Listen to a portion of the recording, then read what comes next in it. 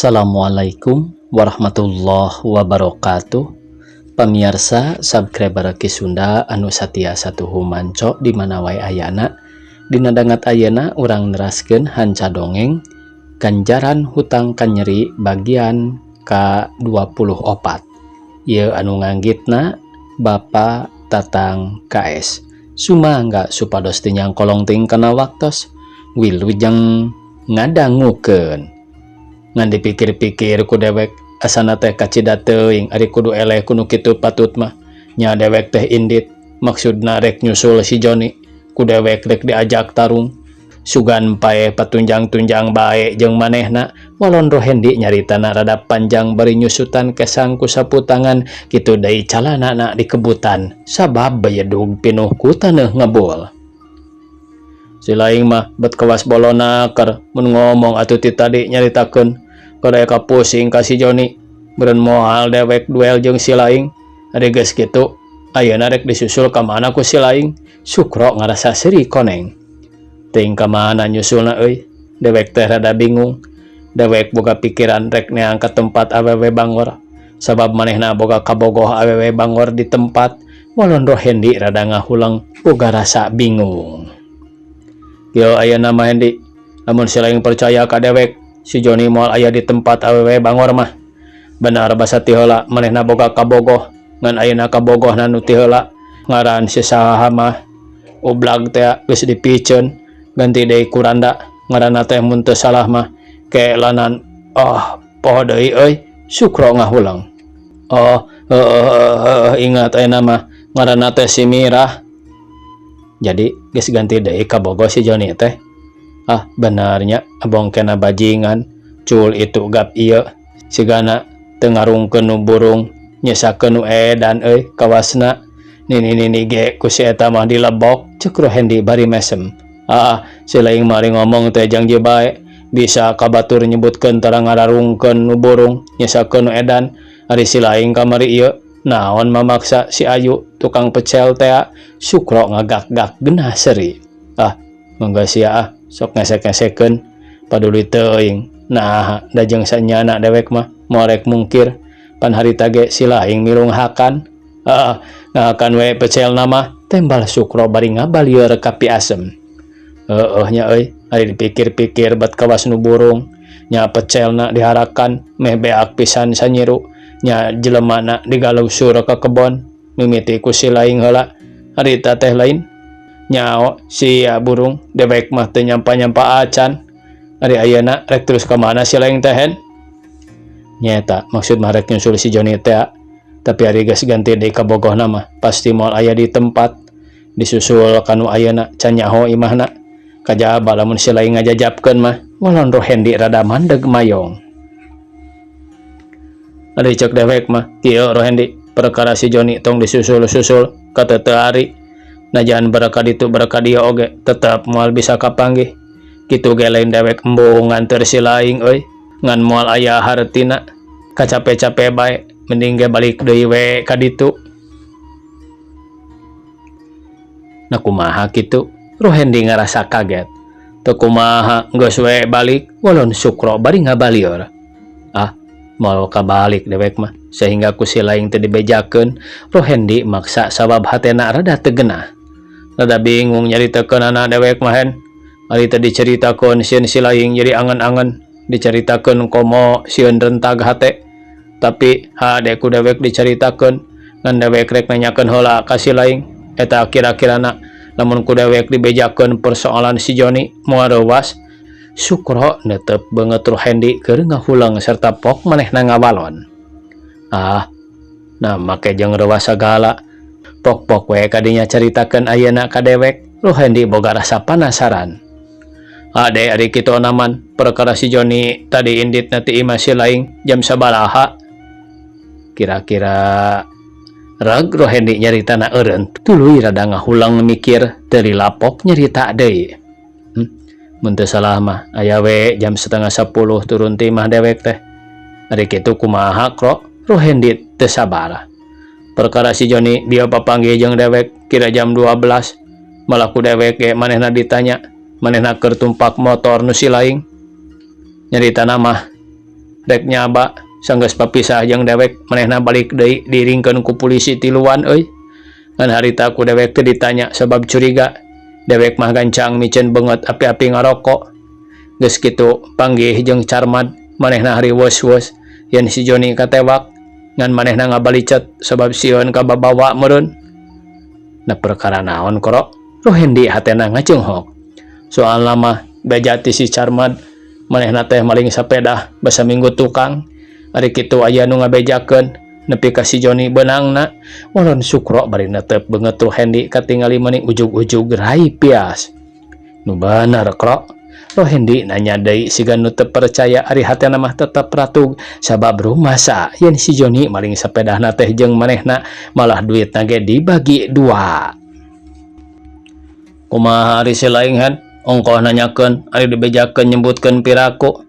Eta mah ketah rek percaya syukur henteu paduli kari kumaha silaing. Sukro hatena rada keheul. Ayeuna mah kieu kro bisi aya nu nanyakeun dewek. Kajian sasaha ge sebutkeun teu kenal we kitunya. Dewek ayeuna rek mabur. Ceuk Rohendi nyaritana kitu bari jeung sanyana ujug-ujug belenyang lumpat balik deui ka imahna. Teu sakumaha lila di jalanna geus tepi ka imah sadatang-datang cebrod najong panto. Sabab di jero ditulakan. Atuh pamajikanana keur gogoleran dina dipan teh ngoreja terwaseun malah tuluy nyamperkeun nanya bari hate ratu getu tunggulan. Kunaon Kang Rohendi sukesih mencrong. Ngejedog bae digegedor sababaraha kali teh anggur ngarengkol. Rohendi nafsu bari tuluy asup ka kamar nyokotan pakaian kari 2 setel deui dina lomari sarta diasupkeun kana tas. Barang rek kaluar ti kamar pamajikanana asup bari nutupkeun pantona. Rek hamana jelema teh teu pupuguh ngadon rangkad ringkid rek ninggalkeun esi. Benar alus kitu mah abong kena di dieu geus lagu ruangeun sukesih ngalimba. Lain rek kabur esi Kang Rohendi mah rek nyiar pagawean sugan we aya milik. Da moal hade kieu bae ngadon nugah ligeuh kawas jelema geus selon.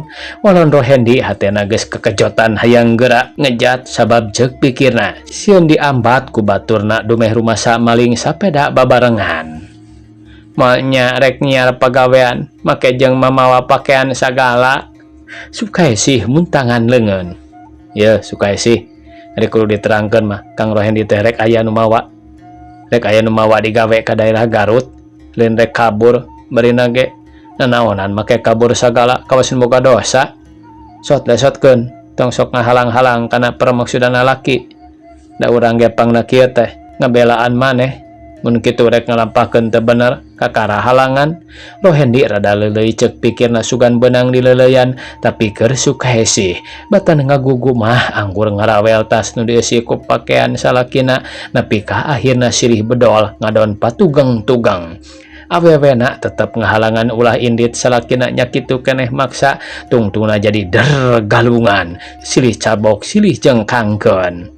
Tapi najan 1000 kali ngahalangan ge sabedasna tenaga awewe sahingkerna tenaga lalaki. Komo bari jeung nafsu sukesih harita sanggeus ditampiling tuluy dibabetkeun kana luhur kasur sarta gancang mukakeun panto maksudna rek ngejat. Barang brai panto dibuka mitohana ngurunyung nyamperkeun malah nyakalakana leungeunna. Atuh teu anta parah jelebet banget mitohana ditampiling nepi ka babangkieungan bari ribih rawah ceurik. Geus kitu mah teu direret deui belanjang Rohendi mabur sabab sieun teh diambat ku baturna. Teu karasa ku nyarelekna waktu tong boro ti minggu ka minggu cacakan sabulan ge rarasaan mah asa sapoe netelakeun ceuk nu eueuh kasusah mah. Waktu teh asa terehna kerep pajarkeun bakat ningku betah-betahna cicing di dunya. Kitu sotenan tadi ge ceuk nu taya kasusah tapi mungguh karasana kuno keur nyandangan hirup pinuh ku kabingung beunghar ku kasusah berwit ku panyakit waktu teh asa lila naker mata kesel nungguanana. Contona nu ngarasa kitu teh hiji awewe tayalian Sukaesih dina waktu harita hirupna keur nincak kana katunggaraan. Mana batin nyeri kudu jadi salaki ditinggalkeun mana ngarasakeun raga ruksak banget nu tadina lemes kasebut ceuk batur mah geulis. Amis budi kempot pipi loba lalaki kaedanan tapi ku ayeuna banget karijut irung boleger beureum jaba ngecei. Panon duanana ledeh awak nu tadina bohono teh jadi rang kebong ceuk kasana mah ningali rupa Sukaesih ayeuna teu beda ti nempo beungeut Dursasana. Awak hangit jaba bau lalai badot pagawean sapopoe lian ti ceurik ngarasa sedih ku dua ku tilu. Kitu deui nu jadi indungna gawe iwal ti hulang jentul mikiran dirina nu jadi anak teu sangka baris ruksa. Nyai, ceuk indungna ngagoloyoh nyamperkeun ka Sukaesih keur nginghak ceurik di kamar. Ulah dipake ceurik balilihan Nyai anaking, keun wayahna sing sabar. Da geus kieu nasib urang teu bisa ditolak deui. Kadar nu jadi salaki eueuh keun bae. Anggur awak sorangan urus, sugan we aya milik hidep bisa cager deui. Cenah eta dumeh emak jeung hidep manggih dahar sore henteu isuk. Tong jadi pikir, sabab emak teu aral subaha, manggih bae itung-itung buka. Teu manggih bae itung-itung tirakat. Malah sakuduna hidap daek diajar kana kuru cileuh kentel pejit. Munajat kanu kawasa sangkan buru-buru cagor kawasa sari. Da hidap teh lamun cagor kalawan awak siga bareto najan leupas ti rohendi ge moal burung menang nu leuwih ti manehna. Lain emak mujikeun anak sorangan. Teu kitu ge tangtu ku awak hidap karasa. Gening baheula salesotna ti si Kindi meuni teu sirikna diparebutkeun ku lalaki teh. Contona rohendi pan sakitu kuat ngudag kalembur. Tah ku ayana kitu teh netelakeun hidep kasebut geulis, kasebut alus milik gede darajat. Cenah ayeuna keur kieu ulah dipake leutik hate. Sabab sakabeh hirupna jalma tara langgeng geuning. Hujan ge aya raatna. Poe beurang nyanding peuting nu matakeun Nyai anaking ulah dipake ceurik balilihan da moal cagor ku ceurik. Ma, abdi mah sanes ku ngemutkeun perkawis teu daun. Mung ieu we ngemutkeun sotenan perkawis panyakit. Diubal aber ka ditu ka dieu saur cohagna mah. Doktor nu sohor tos kasolang. Dukun lepus paraji sakti tos kapapai. Hartosna meh seep dengkak narekahan panyakit hoyong cager. Namung buktosna kalah wawotan panyakit angger harta banda janten seep. Hartosna manggil dukun lintuh panyakit matuh. Malah rae-poe teh asa tambih parna. Katambih-tambih nguping gelentas-gelentisna tetangga mah. Abdi teh pajarkeun Raja Singa cenah. Hate abdi nyeri mak asa langkung digerihan ku hinis meuni pada ngahina malih aya oge nu nyebatkeun abdi jelema doraka, jelema kawalat sareng rupi-rupi kasauran jalmi. Ceuk Sukaesih nyaritana teu dikebatkeun sabab teu kuat nahan picerikeun antukna ngaguk-guk ceurik. Keun bae Nyai anaking ulah sok dengean teuing. Mangsa bodoh teuing masing aya nu nyarita kitu nyarita kieu ge. Daek denge henteu entong sabab dikeun jalma mah nya kitu kanu rudin jeung serikeun kanu teu boga mupuas kanu kokoro nyoso malarat rosa anggur ngemprakan. Keun bae Nyai anaking dangke ge jalma nu sok nganyerikeun mah aya wawalesna. Ceuk indungna Sukaesih ti ditu mah ngupahan padahal geus tetela anakna sorangan nyangga ganjaran tina amal perbuatanana sorangan. Keur kitu aya nu pupuntenan di luar. Punten kulan, ceuk hiji awewe nyebutkeun punten ti luar sarta indungna Sukaesih gentak ngorejat hatena reuas brai mukakeun panto horeng nu boga imah datang. Mangga linggih ibu. Mangga Mbi, dupi si Nyaina aya, walon semah bari unggah. Aya. Indungna Sukaesih gancang meresan seseuhan nu ditambrukeun dina kursi. Nyai itu aya ibu indungna nyamperkeun ka kamar. Martoskeun teh aya we mak, mergi si ibu teh moal lepat deui. Maksudna bade nagih sewaan. Mangkaning tos 2 sasi ayeuna teh teu acan mayar, ceuk Sukaesih ngaharewos. Menang sawatara menit indungna ngahulang boga rasa bingung sabab tadi geus dibejakeun aya, sedengkeun ayeuna kudu disebutkeun eueuh tapi akhirna mah kapaksa ngabohong kanu boga imah, kitu ge nyaritana teh henteu tatag. Ibu, punten we abdi teh rada ngabohong, indungna Sukaesih mani bareureum. Ngabohong kumaha Ambi? Eta pun anak panyanten teh aya di lebat nembe ka emut numawi pun anak teh nuju ka rumah sakit wereh udur tos saminggu atuh kaleresan deui carogena nuju angkat ka Garut ngintunkeun dagangan walon indungna Sukaesih. Har ongkoh bieu aya bi mah kusok teu pararuguh cuk nu boga imah rada keheul. Manawi hilap ibu raraosan teh teu acan mios engke we diwartoskeun ka pun anak. Rupina ieu teh bade aya kaperyogian panginten. Nu matak pangna ibu ka dieu teh aya perlu teu lian rek nagih sewaan mangkaning geus 2 bulan ayeuna can mere. Ari kahayang teh ulah sok ngalilieur jalma. Kamari ieu ditagih nyaritakeun minggu, didatangan minggu nyebutkeun rebo. Nepi ka ayeuna geus beak bulan deui narek iraha mayarna.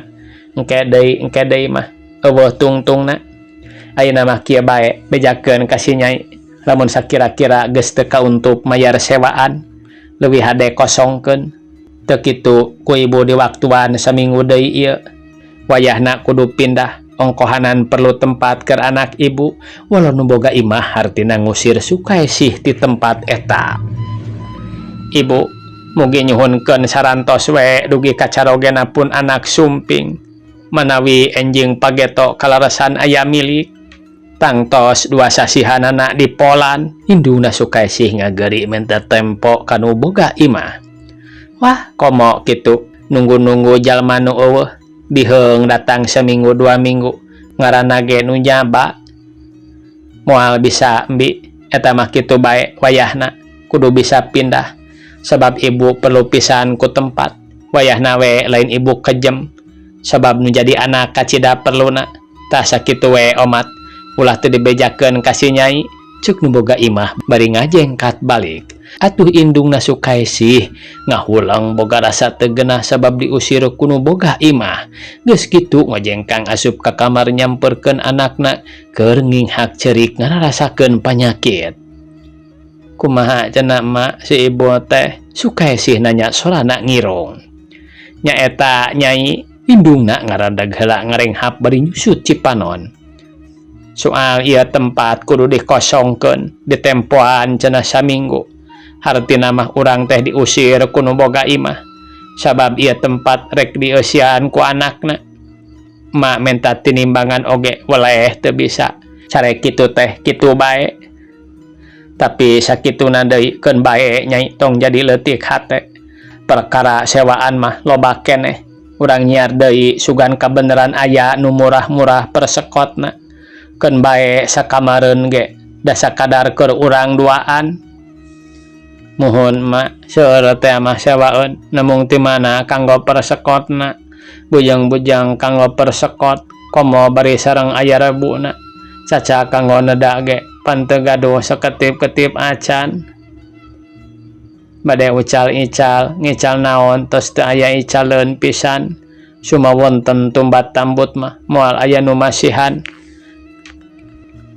Malagi batan kaayaan urang sakieu moal aya nu marecanten. Buktosna we abdi nambut beas setengah liter ge. Mangkukna kaceuk lasmi nepi ka weleh teu masihan. Cekap ku nyebutkeun teu aya. Sukaesih nyegrok deui ceurik hatena asa beuki tambah nyeri. Rasku ganjaran hirup nu sakitu beuki lila asa beuki tambah kanyerian. Geus puguh kudu jadi salaki jeung tatangga salindir sampir bae. Ayeuna ditimpah deui nu leuwih peureuss ku nu boga imah, kudu nyingkah nu teu aya pisan tinimbanganana. Dedeuh teuing Nyai anak king, keun bae ulah dipake leutik ati. sing sabar geus milik urang kudu nyangga kaprihatinan perkara urang diusir kuno boga imah ulah salempang loba imah sewaeun mah tong boro isuk pageto dalah ayeuna ge moal burung menang sewaan kadar soal persekotna keun emak rek nyelang balik heula ka lembur sugan aya keneh jual-jualeun teu kitu urang ngagadekeun kebon nu girang teh piraku teu payu kana duit pangaji rerebuan pemohon mak ka lembur teh moal hade badarat manasina aya ti dieu ka Cimahi kengeng ku didugdag sedengkeun ieu mah lalakon ti Bandung ka Talaga sabaraha jauhna bujong-bujong ku angkat cacakana bos oge pan ampir sadinten jeput deui nya indungna ngahulang deui bingung nu lain memeueusan rajan boga giclek-giclekeun di lembur eueuh keur ongkosna jadi tungtungna mah kitu lain kieu salah bati rumah narik napas namung ayeuna mah kieu bae mak wios kapalang burindil itu we sinjang abdi hiji deui nu rada belagarna ical sabaraha we pajengna supados cekap kanggo ongkos emak margi sajabina ti peryogi kanggo persekot bumi atuh sapalihna kanggo abdi tatamba kitu ge upami kalarsan di lembur aya nu kagungan artos borahkeun we kebon teh kana artos pangaji handapna 3.000 luhurna 5.000 nya aya emak bisa ka lembur moal hade nyai teu disalin-salin acan sedengkeun nyai teh boga sampingan sasiki-sikina wios emak batan teu ka lembur mah sarengna deui pantani ge barang kasebat tatalang raga manawi aya milih kapayuna kagentosan deui piraku sagoy upami abdi dugi ka sae deui teh teu tiasa balang siar sapertos ti payun mangga bae ma ical kaditu pokona supados aya kanggo ongkos ti dieu kaditu ulun sukai sih ngeukehan nitah ngajual samping sasiki-sikina bari ngojengkang nyokot samping tina lomari golosor dibikeun ka indungna nya atuh ari geus pasrah onamaan nyaina ka dieu urang jual sugan aya nu barutuheun ceuk indungna bari mungkus samping ku kertas koran tuluy diasupkeun kana jingjingan ganepo sarta harita keneh ngalewas kaluar lempangna maning ngiciprit bangun rusuh naker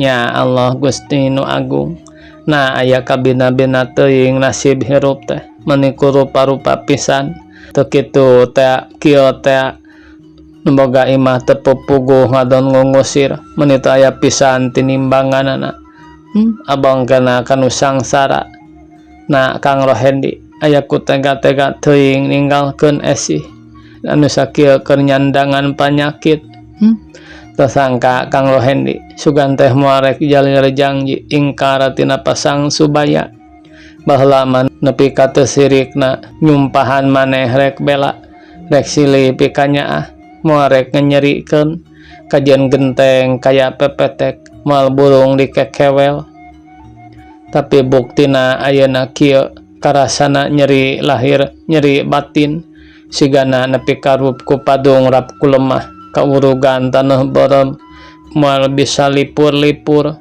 kanyerian teh si horeng ngahargaan mineueuh mika cinta teh satungtung jag-jag waringkas satungtung aya keneh rupaan hade keneh pakena ari geus kieu mah manit teu ngareret deui ku sabelah mata culeos teu beda tingalungkeun bangke hayam kasusukan ceuk gereundengna hate sukai sih bari teu weleh nyurucud cipanon sanggeus gegerendengan kitu hatena ngalenyap sabab ngandenge sora hiji awewe nyebutkeun punten anu ceuk taksiranana sukai sih pasti nu boga imah datang deui tapi najan bari rewas atawa bingung ge maksakeun maneh ngojengkang mukakeun panto ana brai horeng tatanggana maksud rek nagih waktosna kabujeng see pamiarsa sakitu anu tiasa kapihatur. Wassalamualaikum warahmatullahi wabarakatuh.